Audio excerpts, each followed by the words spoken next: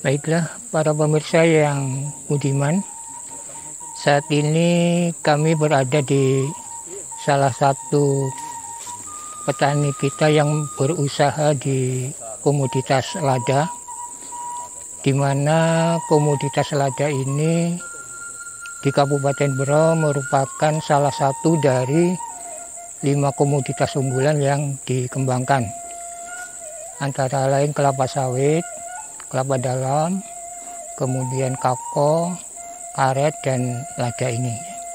Pada masanya kurang lebih tahun 2015 sebelumnya, komoditi lada ini pernah menjadi masa kejayaannya atau masa emasnya, di mana hasil produksi lada putihnya sempat mencapai harga 100.000 lebih, sehingga pada saat itu lada di Kabupaten Berau menjadi primadonanya petani. Namun seiring dengan gejolak harga, kemudian disambung dengan musim kemarau yang panjang, sehingga produksi lada pada saat itu baik di Berau maupun di Kaltim pada umumnya mengalami penurunan produksi yang drastis. Seiring dengan itu, berbagai permasalahan yang dihadapi petani kita di dalam teknis budidaya, salah satunya yang menjadi momok adalah penyakit busuk pangkal batang yang seringkali dikeluhkan oleh petani. Itu menjadi momok yang sampai dengan saat ini masih menjadi sesuatu yang perlu kita upayakan untuk disolusikan. Terkait dengan hal tersebut, kami pemerintah daerah melalui Dinas Perkebunan Kabupaten Berau di akhir-akhir ini terus berupaya untuk mendampingi petani lada kita, bagaimana kita berupaya untuk mengembalikan kejayaan lada yang pernah kita capai pada saat itu. Antara lain dengan pendampingan di lapangan, melalui perbaikan teknis budidayanya, mulai dari penggunaan bibit unggul, kemudian pemeliharaan tanamannya, antara lain salah satunya bagaimana mengendalikan organisme pengganggu tanaman atau yang dikenal OPT melalui teknis-teknis yang ramah lingkungan. Akhir-akhir ini kami sudah melakukan pendampingan kepada 3 kelompok tani di 3 kampung melalui kegiatan memproduksi agensia hayati atau biopestisida alami dengan bahan dasarnya adalah Trichoderma sp, dengan harapan petani mempunyai kemampuan, mempunyai keterampilan untuk bisa menyiapkan obat-obat secara alami yang ramah lingkungan, sehingga tidak meninggalkan residu yang disinyalir bisa berbahaya bagi kesehatan dan keamanan pangan itu sendiri. Bapak Ibu sekalian, pemirsa yang saya hormati, akhir-akhir ini konsumen kita sadar bahwasanya keamanan pangan, kesehatan pangan, kemudian juga pengelolaan yang ramah lingkungan menjadi suatu tuntutan dan pilihan yang bisa tidak ditawar. Sehingganya untuk bagaimana kita bisa memproduksi dengan kualitas dan daya saing di dalam produksi lada ini. Tentunya salah satu upaya adalah bagaimana kita membekali petani untuk bisa mengelola usaha tanaman ladanya ini yang bisa memproduksi dengan aman, sehat, kemudian tentunya yang ramah lingkungan. Inilah Bapak Ibu sekalian yang saat ini kita lakukan pendampingan kepada petani, baik itu melalui kegiatan pelatihan, pendidikan, maupun pendampingan langsung di tingkat operasional di lapangan. Dengan harapan kedepannya petani kita sudah bisa mandiri nanti di dalam bagaimana mengendalikan organisme pengganggu tanaman, Dan tentunya yang paling penting adalah tidak mengurangi kualitas daripada lingkungan di sekitarnya. Sehingganya produksi yang dihasilkan itu mempunyai nilai tawar dan daya saing yang tinggi, baik untuk keperluan pasar dalam negeri maupun pasar di luar negeri. Itulah pemirsa sekalian. Dan saat ini kami di UPTD Perlindungan Tanaman Perkebunan telah mempersiapkan dan melakukan pendampingan kepada petani, dan sekaligus dengan narasumbernya fasilitator daerah untuk mendampingi dengan intensif kepada petani-petani kita sehingga bisa menghasilkan kualitas yang dikehendaki konsumen, yaitu kualitas yang produksi lada yang sehat, aman, serta ramah lingkungan. Demikian yang bisa kami sampaikan. Terima kasih. Assalamualaikum warahmatullahi wabarakatuh.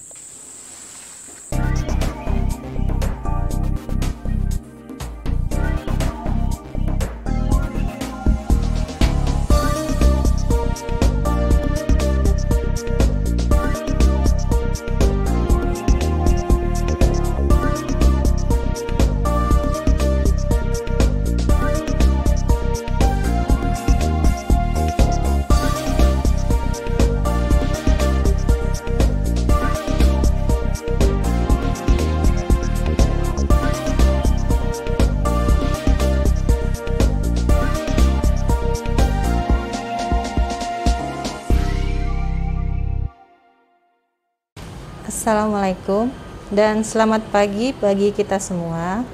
Hari ini kami dari UPT Pengembangan Perlindungan Tanaman Perkebunan akan mempraktekkan salah satu pengembangan agens pengendali hayati, yaitu jamur Trichoderma padat.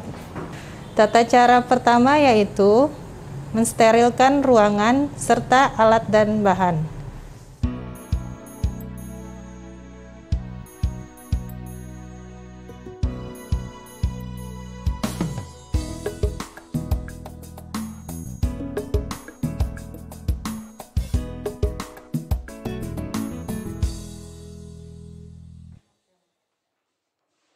Yang kedua, setelah ruangan dan alat bahan disterilkan, kita akan membuat media. Selanjutnya menyiapkan beras jagung sebagai media tumbuh jamur, kemudian mencucinya dengan bersih.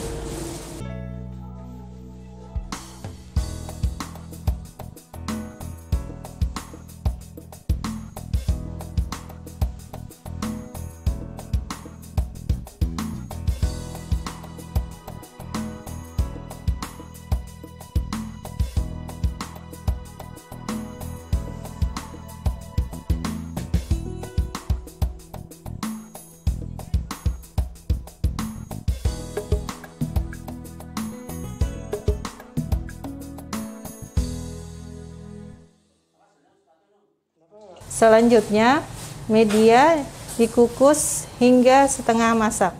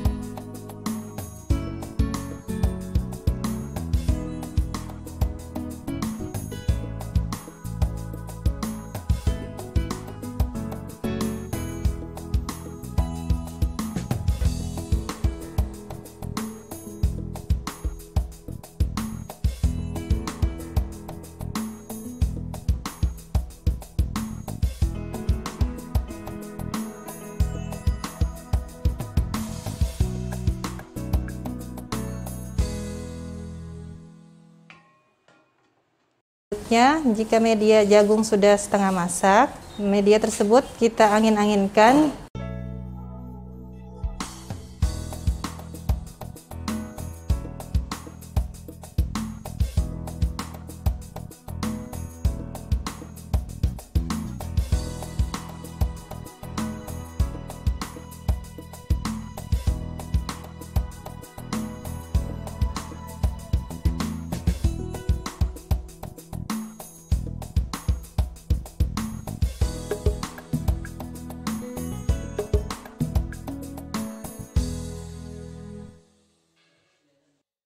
Setelah media jagung diangin-anginkan, dimasukkan ke dalam plastik dan disterilkan di dalam autoklaf selama 30-45 menit dengan tekanan suhu 120 derajat.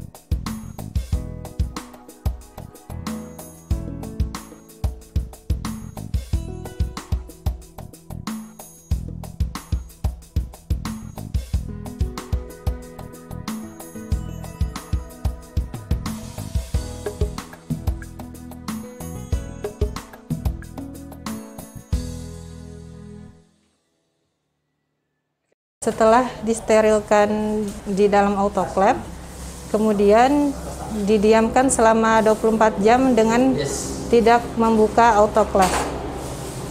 Setelah media dingin selama 24 jam, akan dilakukan inokulasi jamur Trichoderma.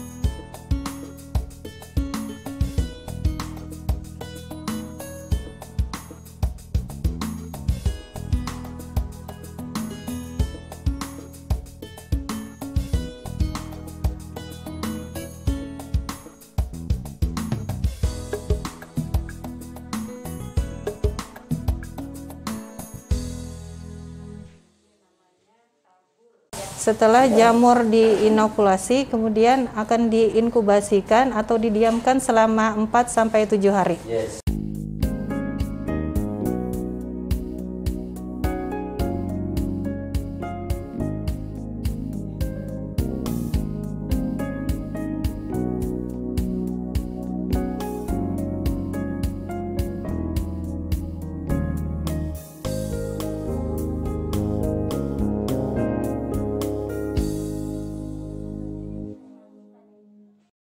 Demikian tata cara pembuatan jamur Trichoderma Pardat.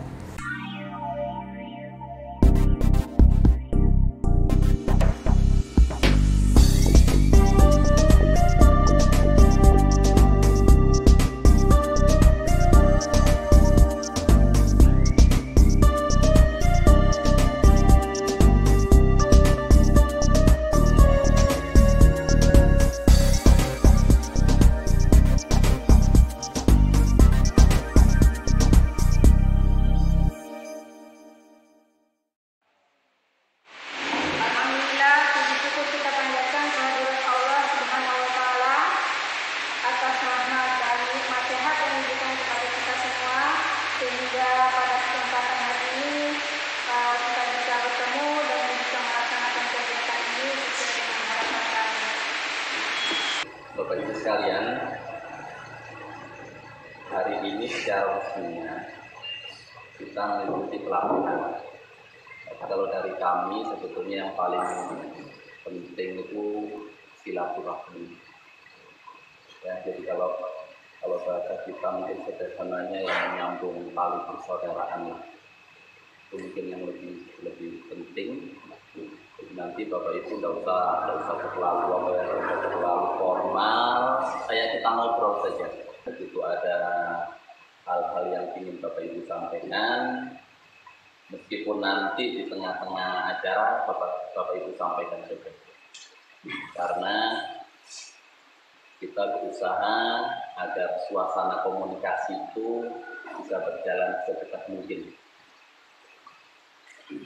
Jadi harapan saya, mohon ikutilah pelatihan ini karena ini cukup mahal ya. Saya dengar tadi acaranya 2 hari, mudah-mudahan bisa berjalan lancar sampai selesai apa yang kita inginkan bisa kita capai. Jadi harapan saya pada khususnya petani-petani yang ada pada hari ini tidak mengurangi dengan mengucapkan Bismillahirrahmanirrahim. Acara pelatihan pembuatan pengendali hayati Trichoderma pada hari ini dengan resmi saya buka. Bismillahirrahmanirrahim. Sekian, Assalamualaikum warahmatullahi wabarakatuh.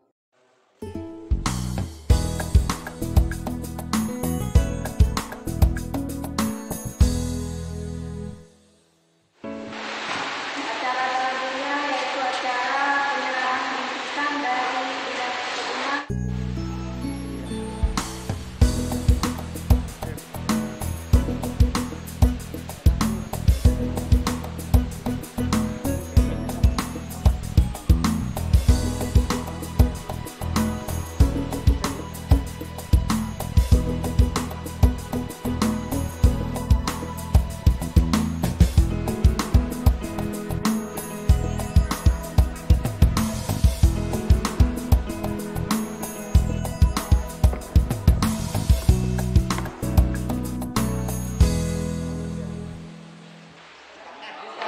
Pakai bajunya Pak ya sama maskernya.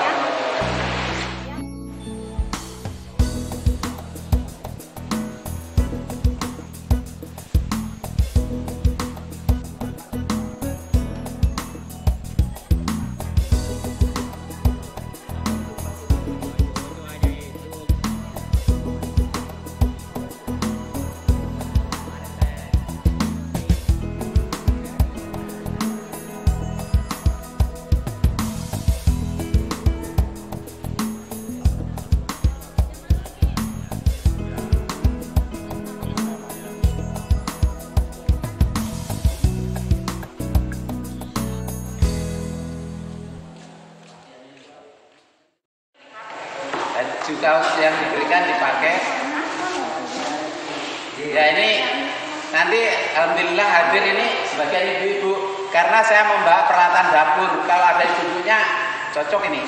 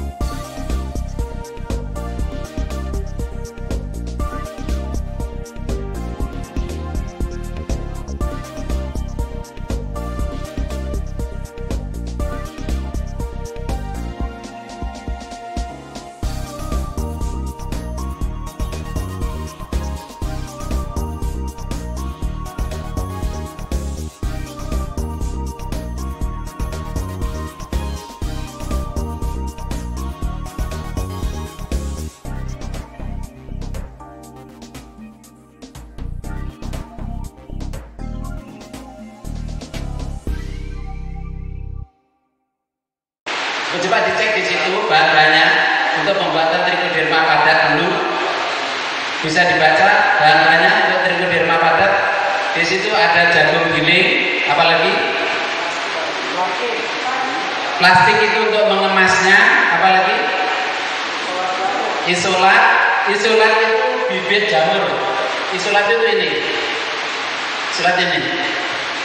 Katakan isolat itu dari kata hasil isolasi. Apa itu isolasi? Memisahkan, hasil pemisahan. Artinya ini didapatkan dari lapangan, dari kebun. Dari kebun itu bercampur macam-macam jamur. Setelah dilakukan isolasi di laboratorium, menghasilkan ini biarkan murni atau isolat. Hasil pemurnian ini namanya isolat. Bibit jamur trichoderma. Salah satu. Nanti ada lagi jamur-jamur yang lain. Yang kita kenalkan di sini baru trichoderma saja.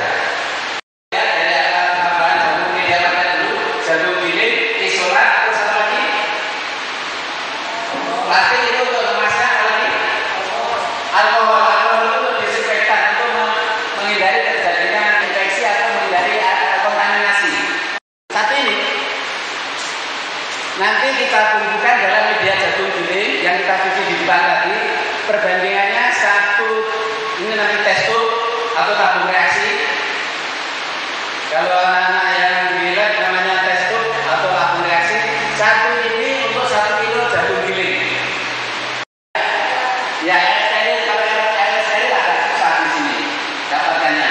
Maka pengganti air steril nanti pada saat kita masak jagung, kita isi air mineral, kemudian kita masukkan bersamaan dengan mengkurus jagung ini. Bapak Ibu, ini kita panaskan. Kalau kita kasih lapis aluminium foil gini supaya dia tidak khawatir lepas. Kalau nanti jagung matang itu kita angkat mendidih, teman-teman sudah pada mati. Tujuannya apa? Air itu nanti kita untuk melarutkan ini. Nanti kita lakukan, kita kerik ini pakai jarum kapas itu tujuannya nanti kita tunjukkan kapas sama aluminium foil. Ada ya aluminium foil, Bapak Ibu aluminium foil tahu tuh. Aluminium foil, kemudian kapas tadi untuk menutup gelas tadi, gelas sapu itu. Lilin ada. Nah, kalau di lapangan pakai lilin saja. Tetapi kalau kami di kantor di lab menggunakan lampu Bunsen ini. Di situ ada lampu Bunsen tulisannya. Kalau biasanya lampu Bunsen itu kalau nyala apinya bersih. Nah ini alatnya ini yang untuk mengorek ini nanti kita semprot pakai alkohol. Kemudian kita bakar di sini. Lilin itu atau lampu Bunsen ini terbakarnya supaya ini kalau ada tidak terjadi kontaminasi. Nanti kita praktekkan. Nah ini jet sprayer. Nanti setelah ini kita larutkan dengan air, kita pakai ini, kita masukkan ke sini. Jet sprayer kami bawa 2, satu untuk alkohol, jet sprayer juga, tapi yang untuk alkohol ini, ya ini untuk melakukan isolasi. Setelah media jagung ini tadi setengah matang jangan terlalu masak. Kalau terlalu masak resikonya nanti jagung ini tidak tumbuh. Kalau kurang masak juga tidak akan tumbuh kalau kering. Maka harus setengah masak. Cirinya bagaimana? Nanti jagung giling tadi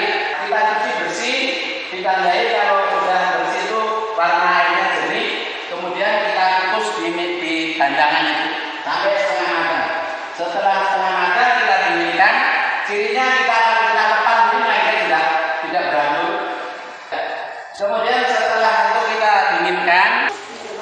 Setelah dingin lalu tanamkan bibit jamur. Ini, dan ini dibiarkan kurang lebih selama 4 sampai 8 hari. Sebenarnya tidak terlalu sulit, cuman ini kan memerlukan tempat yang bersih, ruangan yang agak sejuk. Ini namanya jamur, dia memilih tempat yang sejuk atau yang relatif sejuk. Jika tumbuh, nanti dilihat ini jika permukaan media jagung dengan ini warna ini berarti jadi ada kompor, ada dandang, ada apa lagi disebut? Ada dandang, ada centong untuk mengaduk. Ini apa lagi? Pertama, ikan masak jagung kita sesuaikan dengan besarnya panci. Kedua, banyaknya bibit jagung. Kalau kita punya bibit jagung banyak, pancinya kecil, ya harus disesuaikan. Satu ini perbandingannya 1 kilo.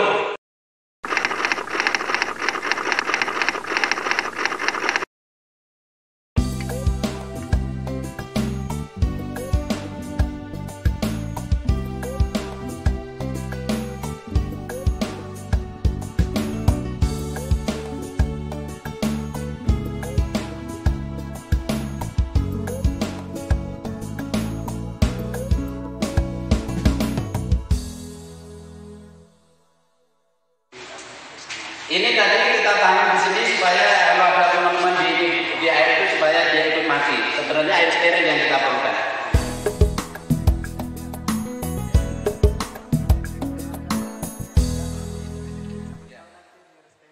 Oke, Ibu sudah bisa merasakan, Pak, bahwa ini setengah matang, jangan sampai matang. Kalau matang nanti jadi nasi jagung.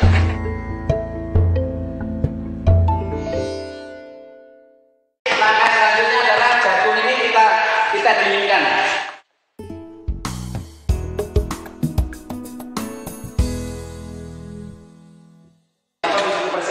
Tujuannya apa? Kalau ada jamur-jamur liar di luar tidak masuk ke sini. Ini apalagi ruangannya sangat terbuka. Yang biasanya kan di ruangan tertentu yang sangat kelihatan sangat steril lah, sangat bersih.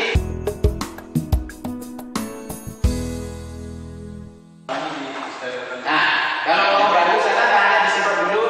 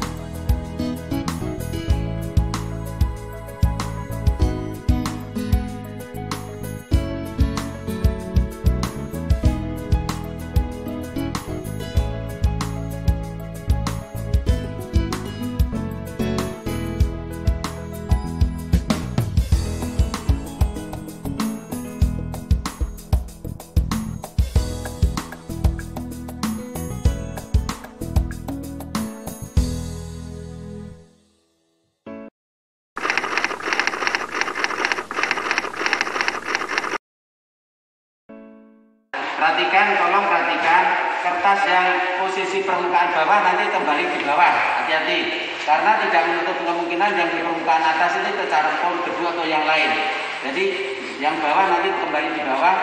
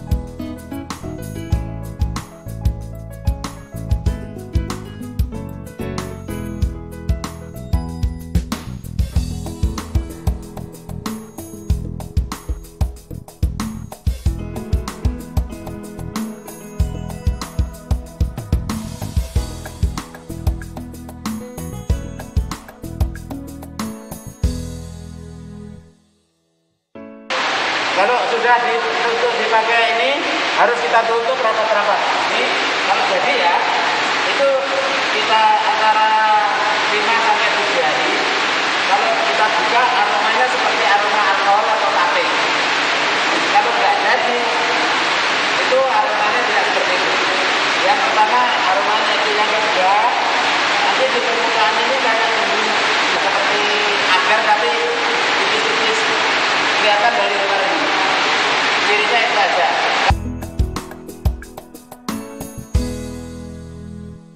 Kalau kita tutup rapat, itu jamur pertumbuhannya lambat. Nanti yang dekat belahan itu tumbuh akan lebih cepat duluan karena dia dapat sirkulasi udara. Nah ini juga begitu. Ini kita kasih rongga udara supaya dia berkembang dengan bagus. Oke, selanjutnya.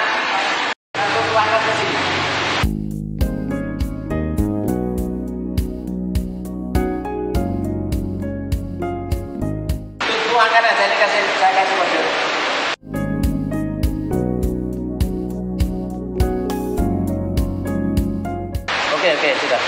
Oke. Sebenarnya semakin banyak semakin cepat juga tumbuh jadi.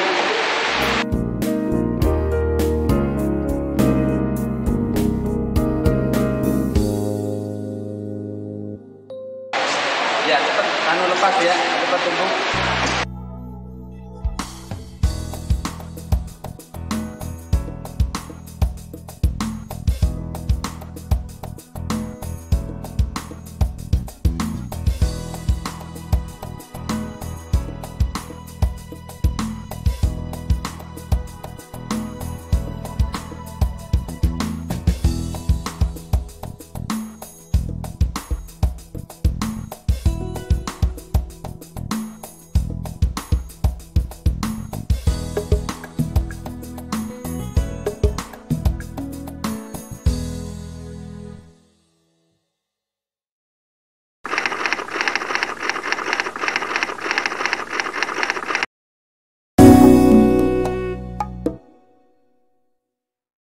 Rasanya sudah sering nggak tahu ini. Terusi 100 gram kapur. 100 gram itu berapa on, Pak? 1 on. Kemudian bahannya air 10 liter dibagi 2. Ini alatnya 2 ember. Kemudian caranya larutkan terusi ke dalam 5 liter air dan diaduk.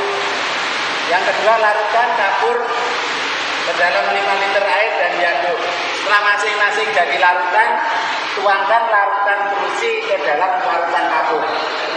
Bisa mencoba? Siapa yang mau mencoba?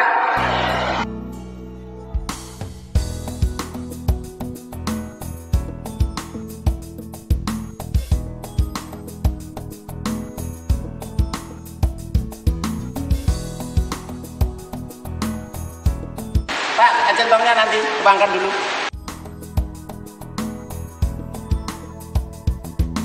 Aduk aja, aduk sampai habis, habis.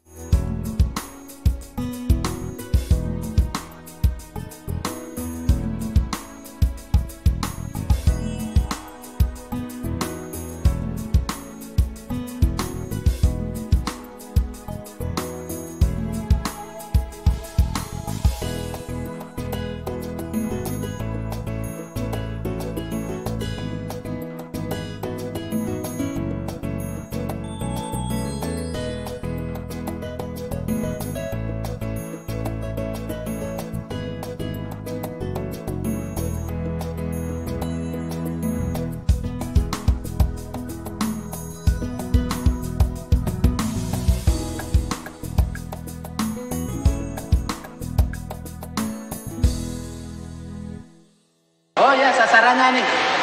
Busuk pangkal batang lada, jamur rupas. Jamur rupas pada tanaman apapun bisa pakai bubur buduk.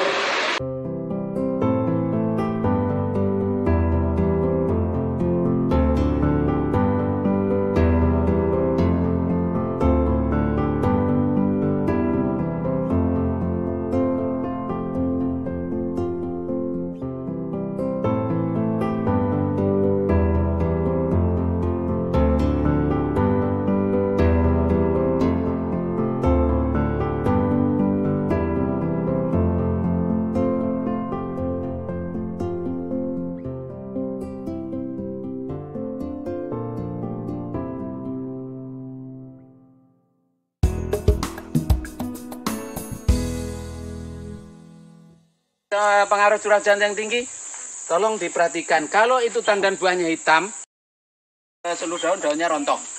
Nah, untuk mencegah itu, tolong permukaan pangkal batang lada ini bisa terbuka, tidak tertutup oleh daun atau ranting-ranting.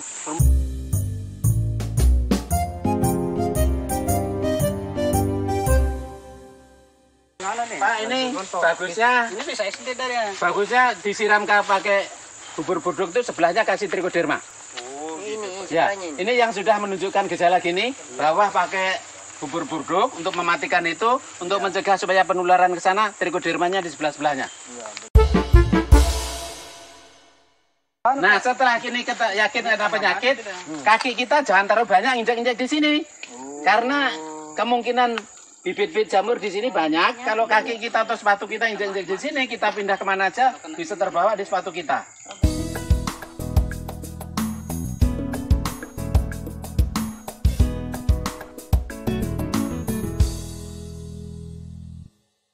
Iya, oke.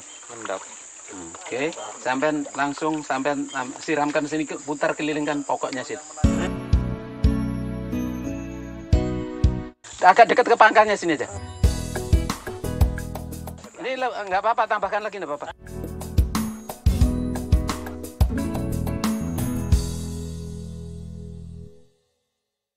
Penggunaan ini berlebihan nggak apa-apa. Cuman kan nggak ada efek samping. Cuman kan istilahnya boros, karena kalau bikin sendiri boros nggak apa-apa. Pak, yang punya kebun tadi Pak Aziz, semoga Pak, Bapak yang naburkan di keliling situ.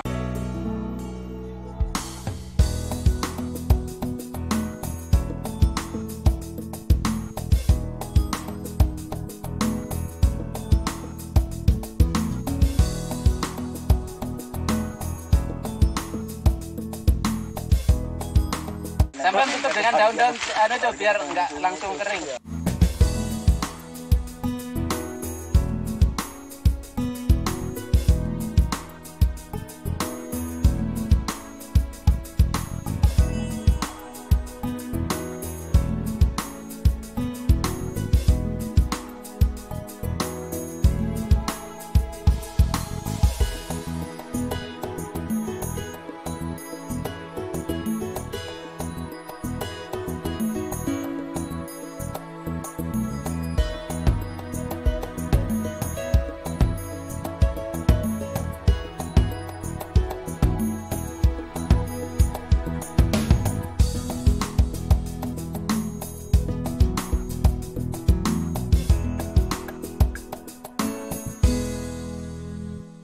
Kemudian Bapak Ibu sekalian, Pak, tandan buah sahang saya kok banyak kosong. Mohon maaf saya tidak menyindir Pak Aziz ya. Makanan yang diperlukan oleh tanaman kurang. Pertanyaannya, Pak, sahanya kan cukup subur. Betul, secara fisik subur, tetapi makanan untuk membentuk buah itu kurang. Pikirkan sebelah-sebelahnya dulu, dikendalikan. Kalau memang kita belum punya trichoderma, gunakan biten, semproti sebelah-sebelahnya itu. Nggak usah dipikir dulu. Ya, kalau sudah dipikirkan sebelah sudah selesai, baru mikirkan ini. Kalau nggak punya bubur burduk, bongkar bakar.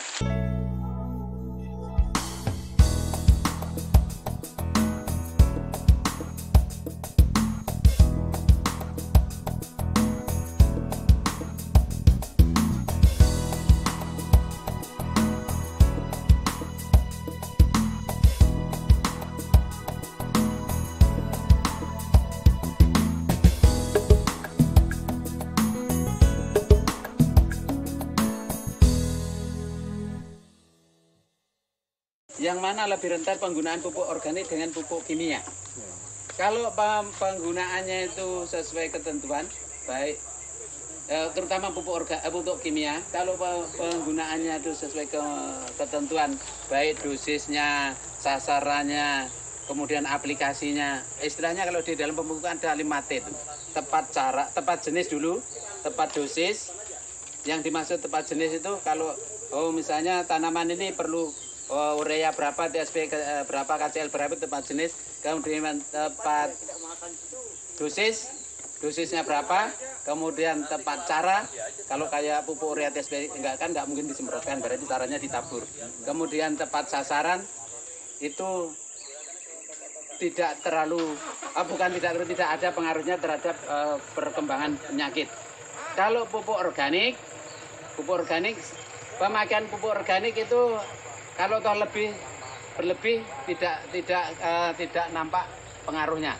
Tetapi kalau urea saja, pemakaian urea saja itu berlebihan, menyebabkan tanaman ini terlalu subur daunnya, ini justru akan memicu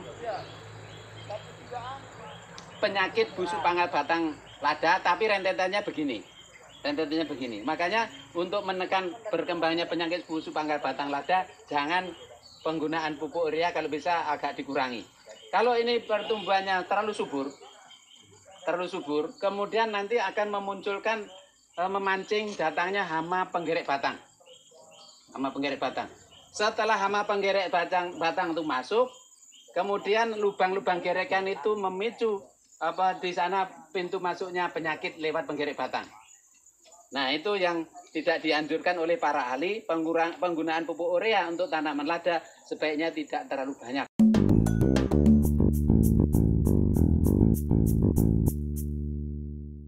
Mudah-mudahan pelatihan yang 2 hari yang kita laksanakan sampai hari ini, mudah-mudahan ilmu yang bapak-bapak dan ibu dapatkan bisa diterapkan masing-masing kita di kebun ya, khususnya tanaman lada ya, bapak-bapak dan ibu. Harapan kami itu mari kita praktekkan di kebun kita masing-masing. Mudah-mudahan hama penyakit yang selama ini yang menggerogoti tanaman kita selama ini bisa berkurang paling tidak. Itu harapan saya. Sekali lagi saya ucapkan terima kasih khususnya dari Dinas Perkebunan yang sudah menginisiasi acara ini, mengadakan acara untuk pelatihan masyarakat tani. Dengan mengucapkan alhamdulillahirabbil alamin, acara pelatihan hari ini saya tutup.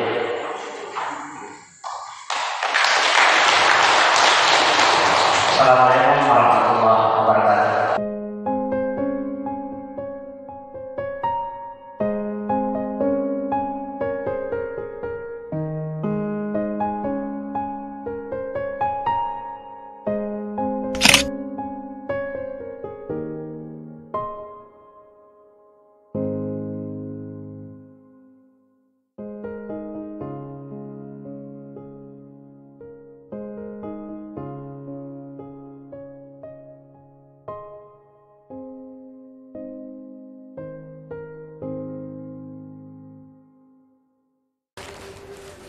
Pelaksanaan kegiatan ini salah satu kegiatan pengembangan teknologi bioteknologi Agens Pengendali Hayati bidang perkebunan yang dilaksanakan di unit pelaksana teknis pengembangan perlindungan tanaman perkebunan Dinas Perkebunan Kabupaten Berau. Adalah cara mudah untuk pemenuhan kebutuhan petani pekebun dalam mengendalikan gangguan organisme pengganggu tanaman atau OPT. Tujuan dari pelaksanaan kegiatan ini salah satunya adalah meningkatkan kapasitas sumber daya manusia petugas yang ada di UPT Pengembangan Perlindungan Tanaman Perkebunan dan meningkatkan kemampuan dan keterampilan petani pekebun dalam mengembangkan biopestisida maupun pestisida ramah lingkungan, menjaga ketersediaan biopestisida Agens Pengendali Hayati khususnya jamur triko, menekan pemakaian pestisida kimia dan beralih ke pestisida ramah lingkungan. Sasaran dalam pelaksanaan kegiatan ini adalah masyarakat atau petani pekebun yang tergabung dalam kelompok tani atau gabungan kelompok tani yang disebut Gapoktan yang tersebar di wilayah Kabupaten Berau. Bagi masyarakat yang memerlukan informasi lebih lanjut tentang pembuatan triko ini dapat berkonsultasi di UPTD atau Unit Pelaksana Teknis Pengembangan Perlindungan Tanaman Perkebunan Dinas Perkebunan Kabupaten Berau atau ke Dinas Perkebunan Kabupaten Berau. Akhir kata, wassalamualaikum warahmatullahi wabarakatuh.